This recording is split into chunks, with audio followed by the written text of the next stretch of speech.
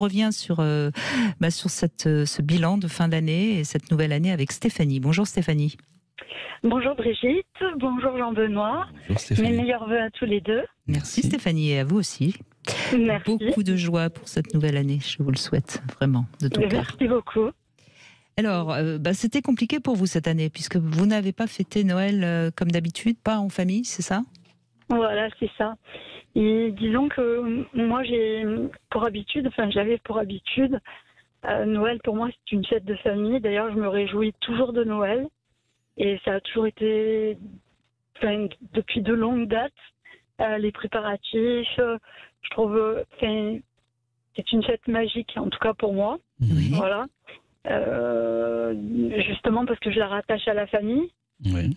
dans le sens large, et que je la rattache aussi à la religion, à tout ce qui est autour, mais essentiellement à la famille. Et là, je vais dire les 2 derniers Noëls, donc ça fait à peine 2 Noëls, où les choses ont beaucoup évolué et ont beaucoup changé. En vous ou Voilà. autour de vous?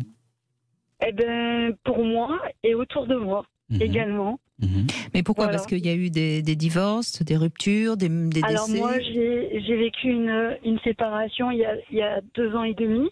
Oui. Donc je vais dire que c'était mes 2 premiers Noëls sans mon compagnon, on va dire, et sans tout ce qu'il y avait autour, puisqu'on profitait, je veux dire, vraiment des fêtes, le marché de Noël de Lyon, pour pas le citer, etc. Donc c'était vraiment des choses, on profitait, voilà, et on rattachait la famille, on faisait entre guillemets profiter donc toute la famille.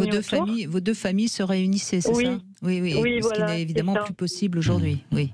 Eh bien aujourd'hui c'est plus possible, et de plus je dirais que mes enfants grandissent. Mais ça c'est important parce que vous voyez, votre témoignage montre bien aussi toutes les fractures de la société avec toutes ces familles qui se disloquent. Alors il y a des familles qui se recomposent certes, mais il y a quand même beaucoup de... Et ça fait souffrir tout le monde, quoi. Ça fait pas souffrir que vous. Oui. Et du coup, donc de mon côté, je sais pas, je pense pas que c'est cette fracture-là, mais en tout cas, de mon côté, les choses évoluent dans la mesure où mes enfants grandissent et que j'ai 2 garçons, une fille, donc une fille qui est encore célibataire, qui est grande, mais célibataire, et 2 garçons qui sont grands, dont un qui est en couple et qui va avoir son troisième enfant là dans une dizaine de jours. Et pour le coup,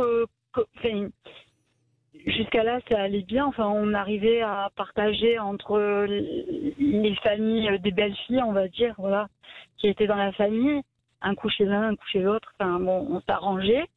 Et là, en fait, il y a plus de... j'ai l'impression que la discussion est rompue. Et donc, cette année, mes petites filles et mon fils et ma belle-fille sont partis dans la famille de ma belle-fille pour fêter Noël. Et du coup, moi, je me suis retrouvée seule, on va dire, voilà. De plus de la fracture de la séparation, plus la dispersion. J'ai l'impression d'une dispersion de ma famille. Moi, je cherche à rassembler et j'ai l'impression que ça, quelque part, ça me file. Alors, c'est peut-être pas le terme, mais ça me file entre les mains et en voulant rassembler. Oui, j'ai l'impression que ça s'éparpille encore plus. Oui, mais ce qu'il faut que vous compreniez, Stéphanie, c'est que vous ne pouvez plus rassembler, vous, quelque part. Et donc, c'est à vous d'essayer de vous raccrocher à un wagon, si je puis dire. Peut-être avec votre fils et votre belle-fille. Vous voyez ce que je veux dire ? Parce que ce qui est important aussi, c'est que parfois, on est obligé de lâcher quelque chose. Et vous étiez peut-être, en effet, il y a 3 ans ou 4 ans encore, quelqu'un qui pouvait rassembler les 2 familles, celle de votre ex-conjoint et la vôtre. Les enfants étaient plus jeunes aussi. Oui, aussi. Mais là, tout le monde... il y a en effet une dispersion, ça, on l'entend bien. Et c'est à vous de voir vers où vous pouvez vous raccorder pour ne pas rester seul, justement, pour pas souffrir. Parce que visiblement, c'est douloureux pour vous de vous retrouver seul à Noël. Et c'est quelque chose qu'il faut que vous compreniez et que vous respectiez pour vous. Oui. Ouais, c'était assez difficile. Et du côté de mon ex-compagnon, on va dire, donc j'avais de très bonnes relations avec son fils, pareil, qui est grand aujourd'hui, qui a 23 ans. Et pareil, on avait la visite. Mais lui, on a communiqué il y a quelque temps. Et en fait, il y a aussi eu une fracture de ce côté-là. puisque, je veux dire, on avait l'habitude de se parler à Noël, etc. Il est parti à l'étranger, il est revenu, et là, je m'aperçois que ça fait 3 mois, j'ai aucune nouvelle. Donc, du coup, je me dis, même pas pour Noël, même pas pour Nouvel An, quand même. Après, je radote pas ou quoi, hein, je prends, voilà. Mais vous savez, c'est des jeunes qui ont quoi? Qui ont entre 20 et 25 ans, hein? Alors, mes enfants plus grands, hein, mon fils a 34 ans, D'accord. Il est beaucoup plus grand, voilà. Mais ce garçon dont vous parlez, votre beau-fils, il a autour de... Il a 24, ouais, oui, 24, 25 ans. C'est des âges. Mais lui, il a senti la fracture également, hein. Il m'a dit, ouais, c'est plus comme avant. Mais moi, c'est des âges où on vit pour soi et on a tendance, en effet, à pas penser, à appeler. Et pas. C'est des âges où il faut l'accepter aussi. C'est pas qu'il vous a oublié. Oui, non, je pense pas. Après, je pense que j'avais un idéal de Noël qui fait que peut-être, voilà, pour moi. Ouais, voilà. Vous partez de très haut, là. Hein, donc, oui. C'est compliqué, là. Je suis très rêveuse, quoi. Non, mais vous l'avez, cet idéal de Noël, et vous avez le droit de l'avoir. Mais après, il faut que vous arriviez à travailler un peu là-dessus pour justement éviter de vous faire trop, parce que je pense que vous avez beaucoup souffert, là. Donc, coup sur coup, oui. Les 2 dernières années, oui, ça a été assez compliqué dans tous les sens, au sens large, quoi. Oui. Donc il faut que pour l'année prochaine, vous vous prépariez en amont pour voir comment vous pouvez vous organiser pour passer un Noël qui puisse quand même correspondre à quelque chose qui va vous faire du bien. Sinon, vous allez souffrir à nouveau. Et donc, il faut dès maintenant essayer de voir comment vous pouvez vous organiser pour passer un Noël bien. Alors, soit peut-être avec un autre membre de la famille, vous être une pièce rapportée, si je puis dire, pour pas être seul, ou alors faire un Noël avec des amis, ou pourquoi pas vous occuper de gens qui sont seuls aussi. Enfin, il y a J'y avais pensé cette année. Oui. Vous voyez, je pense au voyage aussi, je me dis. Oui, ça c'est pas mal aussi. Hein. Vous partez au soleil si possible, comme ça il n'y a aucun repère. Hop. Voilà, et vous rentrez, c'est passé.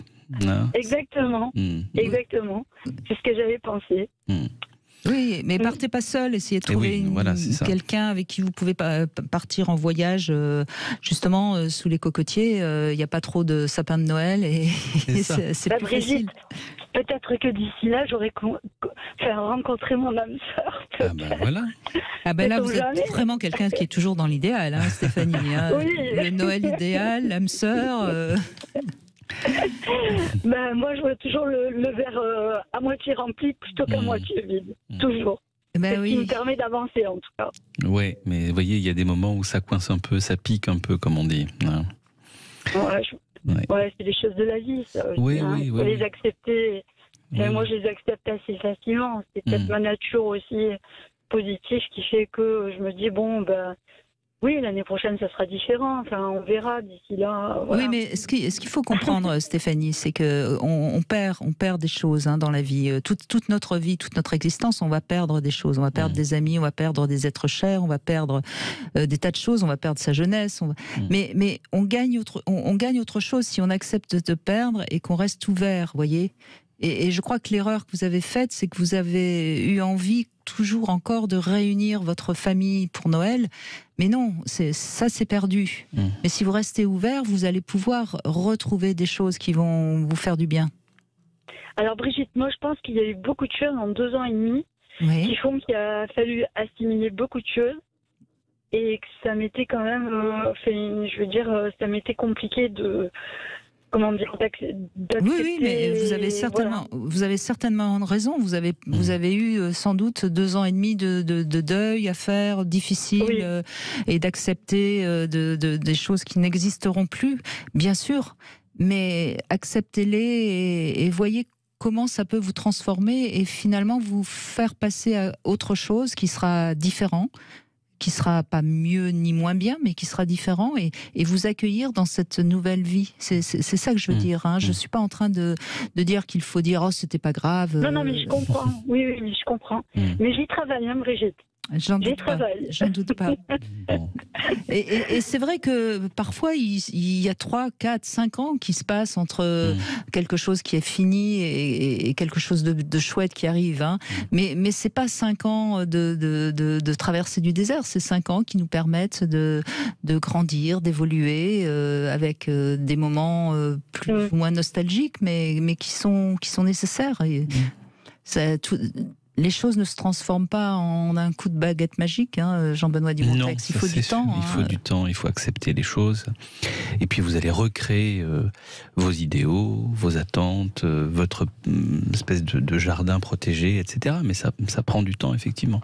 Et puis ce que je voudrais dire, parce que ça je l'entends souvent de la part d'un adulte, parce que l'enfant ne pense pas appeler, etc. Envoyez-vous même un SMS. Envoyez-le. C'est pas grave que ce soit vous qui fassiez le premier pas. Même si vous attendez que ce soit lui qui le fasse. Et on vous répondra. Merci de vos conseils. Mais je vous en prie, Stéphanie. Merci à vous. Merci beaucoup, Brigitte. Allez, Merci, on fait une petite pause et on se retrouve dans un instant, toujours avec Jean-Benoît Dumontex, et on continue à démarrer l'année avec la joie et le cœur ouvert.